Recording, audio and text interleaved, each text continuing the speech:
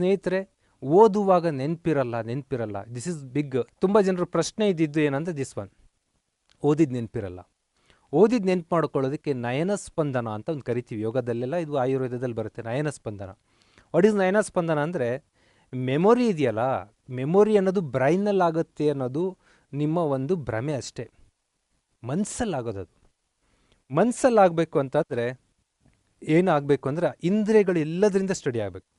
ಕಣ್ಣು, ಕಿವಿ, ಮೂಗು, ನಾಲಿಗೆ, ಚರ್ಮ ಎಲ್ಲ, ಆಲ್ ಸೆನ್ಸಿಯರಿ ಆರ್ಗನ್ಸ್ಗಳು ವರ್ಕ್ ಮಾಡಬೇಕು. ಅದರಲ್ಲೇ ಬಲಿಷ್ಠವಾಗಿ ವರ್ಕ್ ಮಾಡೋದು ಕಣ್ಣು.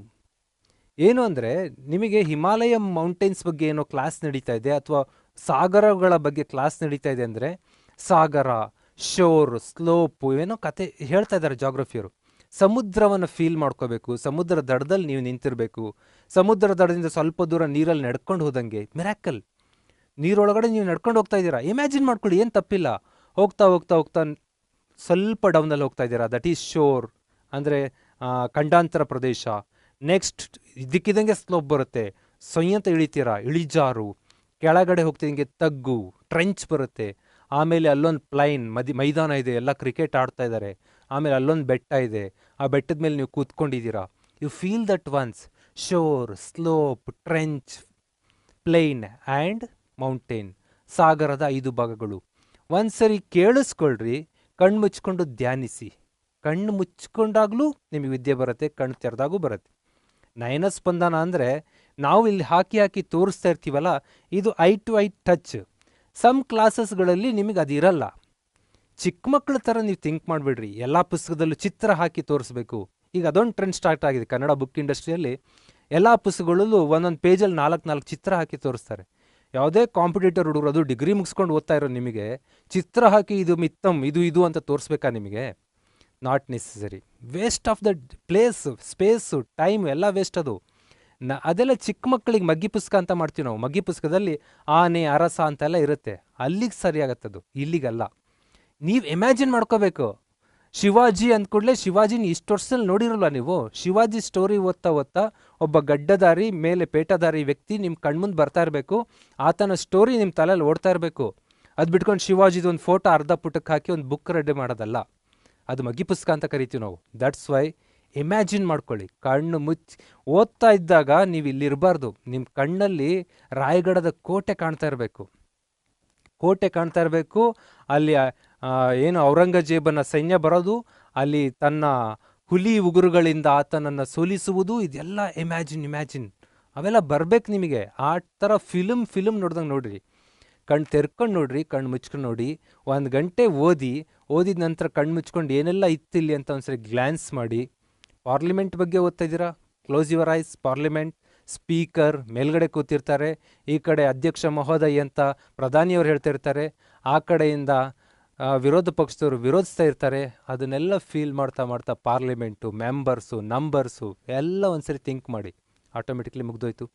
ನೀವೇನು ಮಾಡ್ತೀರಾ ಅಂದರೆ, 10 ಪುಟ ಓದ್ರಿ ಅಂದರೆ ಓದ್ತೀರಾ, ಬುಕ್ ಮಡ್ಚಿಟ್ಟು ಹೋಗಿ TV ಆನ್ ಮಾಡಿ ಲಾಕ್ಡೌನ್ ಘೋಷಣೆ ಆಯಿತಾ ಘೋಷಣೆ ಆಗಿಲ್ಲ ನೋಡ್ತೀರಾ.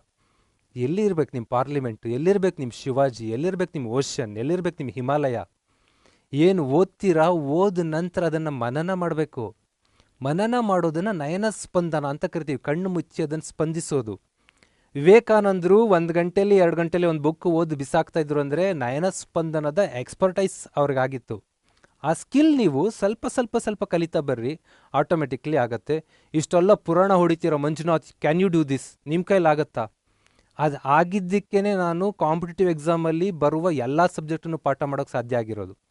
ಈವನಿಂದ ಸೈನ್ಸ್ ಆ್ಯಂಡ್ ಟೆಕ್ನಾಲಜಿಯಿಂದ ಹಿಸ್ಟರಿವರೆಗೂ ಯಾವ ಸಬ್ಜೆಕ್ಟನ್ನು ಬಿಡ್ದಂಗೆ ಪಾಠ ಮಾಡ್ತೀನಿ ಅಂದರೆ I feel that. Freedom moment ಬಗ್ಗೆ ಒಂದಿನ ಓದ್ತೀನಿ, ಫ್ರೀಡಮ್ ಮೂಮೆಂಟನ್ನ ಫೀಲ್ ಮಾಡ್ತೀನಿ, ನೆಕ್ಸ್ಟ್ ಡೇ ಬಂದು ಪಾಠ ಮಾಡೋಕ್ಕೆ ಸ್ಟಾರ್ಟ್ ಮಾಡ್ತೀನಿ. ಅದನ್ನು ನಯನ ಸ್ಪಂದನ ಅಂತ ಕರಿತೀವಿ. ಮಾಡ್ಕೊಳ್ಳಿ, ಆಟೋಮೆಟಿಕ್ಲಿ ಟ್ರೈ ಮಾಡಿರಿ ಇದನ್ನ. ಸ್ನೇಹಿತರೆ, ಮೆಮೊರಿ ಇಲ್ಲ ಅನ್ನೋದಕ್ಕೆ ಒಂದು ತಿಳ್ಕೊಂಬಿಡ್ರಿ. ಮೆಮೊರಿ ಅನ್ನೋದು ಎನ್ಕೋಡಿಂಗ್, ಸ್ಟೋರೇಜ್ ಆ್ಯಂಡ್ ರಿಟ್ರೈವಲ್ ಅಂತ ಕರಿತೀವಿ. ಏನು 3 ಕತೆಗಳು ಅಂತಂದರೆ, ಓದಿದ್ದನ್ನು ಅದು ಕೋಡಿಂಗ್ ಮಾಡಿಕೊಂಡು ಇಲ್ಲಿ ತಗೊಂಡೋಗಿ ಸ್ಟೋರ್ ಮಾಡ್ಕೊಳ್ಳುತ್ತೆ. ಸ್ಟೋರ್ ಮಾಡ್ಕೊಳ್ಳೋ ಮೆಮೊರಿ ಮುಗ್ದೋಗಲ್ಲ, ಅದು ರಿಟ್ರೈವಲ್, ಪುನರುತ್ಪತ್ತಿ ಆಗಬೇಕು. ಕೇಳಿದ ಟೈಮಿಗೆ ಅದು ಹೊರಗೆ ಬರಬೇಕು. ನೆನ್ನೆ ಯಾರೋ ಬಂದಿದ್ರಲ್ಲ ನಮ್ಮ ಮನೆಗೆ, ಹೌದು, ಯಾರೋ ಬಂದಿದ್ರು, ಅವ್ರ ಹೆಸರು ನಿಮಗೆ ಬರಲಿಲ್ಲ, ಅವ್ರು ಯಾರಂತ ಗೊತ್ತಾಗಲಿಲ್ಲ ಅಂತಂದರೆ ನಿಮಗೆ ಎನ್ಕೋಡಿಂಗ್ ಆಗಿದೆ, ಬಂದಿದ್ದು ಗೊತ್ತು, ಸ್ಟೋರೇಜ್ ಆಗಿದೆ, ಒಳಗಿದೆ, ಬಟ್ ಹೂ ಇಸ್ ದಟ್ ಏನು ಹೊರಗೆ ಬರ್ತಾ ಇಲ್ಲ, ರಿಟ್ರೈವಲ್ ಆಗ್ತಾ ಇಲ್ಲ. ತುಂಬ ಜನ ಹುಡುಗರು ಈ ಸಮಸ್ಯೆಯಿಂದ ಎಕ್ಸಾಮಲ್ಲಿ ಬಳಲ್ತಾ ಇರ್ತಾರೆ. ಬಿಕಾಸ್ ಈ ಪುನರುತ್ಪತ್ತಿ ಆಗದೆ ಇರೋದಕ್ಕೆ ರೀಸನ್ ಕೋಡಿಂಗ್ ಸರಿಯಾಗದೆ ಇರ್ಬೋದು, ಸ್ಟೋರೇಜ್ ಸರಿಯಾಗದೆ ಇರ್ಬೋದು. ಕೋಡಿಂಗ್ ಆ್ಯಂಡ್ ಸ್ಟೋರೇಜ್ ಕರೆಕ್ಟ್ ಇತ್ತು ಅಂದರೆ ಆಟೋಮೆಟಿಕ್ಲಿ ಪುನರುತ್ಪತ್ತಿ ಆಗಬೇಕಲ್ಲ.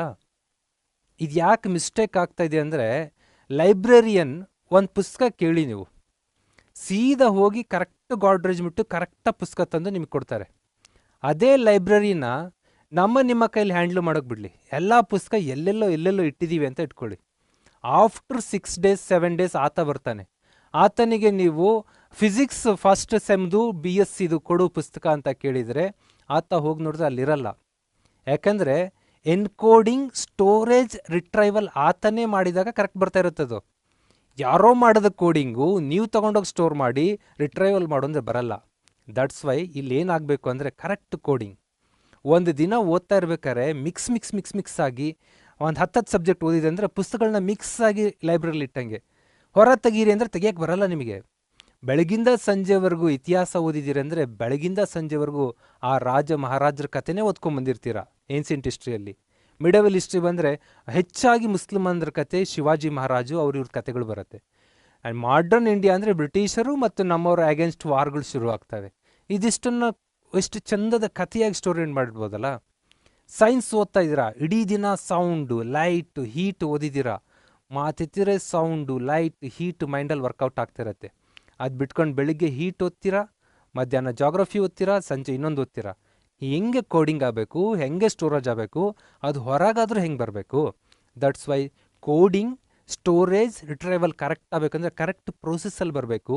ಇದನ್ನು ಒಂದು ಪ್ರಾಕ್ಟಿಕಲ್ ಆಗಿ ನೆಕ್ಸ್ಟ್ ಕ್ಲಾಸಲ್ಲಿ ನಾನು ಮಾತಾಡ್ತಾ ಬರ್ತೀನಿ. ಇದು ನಾನು ಡಿಸೈನ್ ಮಾಡಿರೋದಲ್ಲ, it is designed by psychologist. Memory ಹೇಗೆ ಡಿಪೆಂಡ್ ಆಗುತ್ತೆ ಅಂತ ಮಾಡಿದ್ದಾರೆ.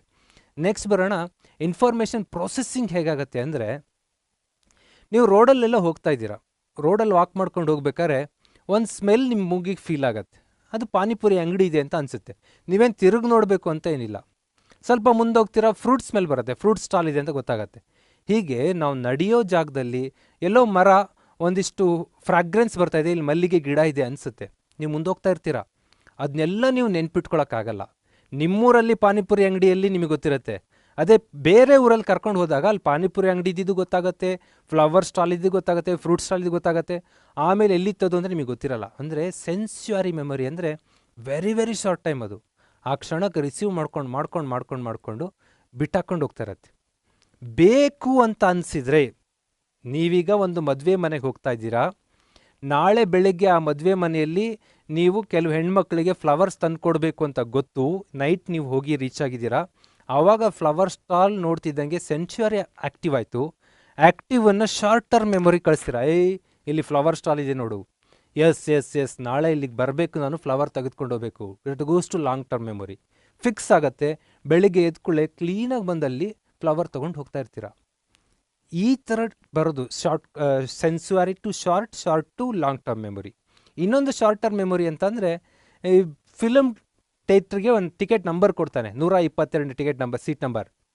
ಆ ಸೀಟ್ ನಂಬರಲ್ಲಿ ಹೋಗಿ ಕೂತ್ಕೊತೀರಾ, ಫಿಲಮ್ ಮುಗಿಯೋವರೆಗೂ 122 ಗೊತ್ತಿದ್ರೆ ಸಾಕು. ಒಂದು ವಾರ ಬಿಟ್ಟು ನೀನು ಹೋದವಾರ ಫಿಲಮ್ಗೆ ಹೋಗಿದ್ದೆ, ಸೀಟ್ ನಂಬರ್ ಎಷ್ಟು ಅಂದರೆ ನೆನ್ಪಿಡ್ತೀವ ನಾವು? ನಾಟ್ ನೆಸರಿ.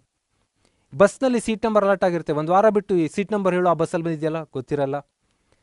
ಬಸ್ಸಿನ ನಂಬರ್ ಕೊಟ್ಟಿರ್ತಾರೆ, ಇಂಥ ಬಸ್ಸಿನ ನಂಬರ್ KA15 ಇಂಥ ನಂಬರಲ್ಲಿ ಬಸ್ನಲ್ಲಿ ಬರುತ್ತೆ. ಆ ಬಸ್ ಹತ್ತಿ ನಾವು ಇಳಿಯೋವರೆಗೂ ಆ ಬಸ್ ನಂಬರ್ ಗೊತ್ತಿರುತ್ತೆ ಅಷ್ಟೇ.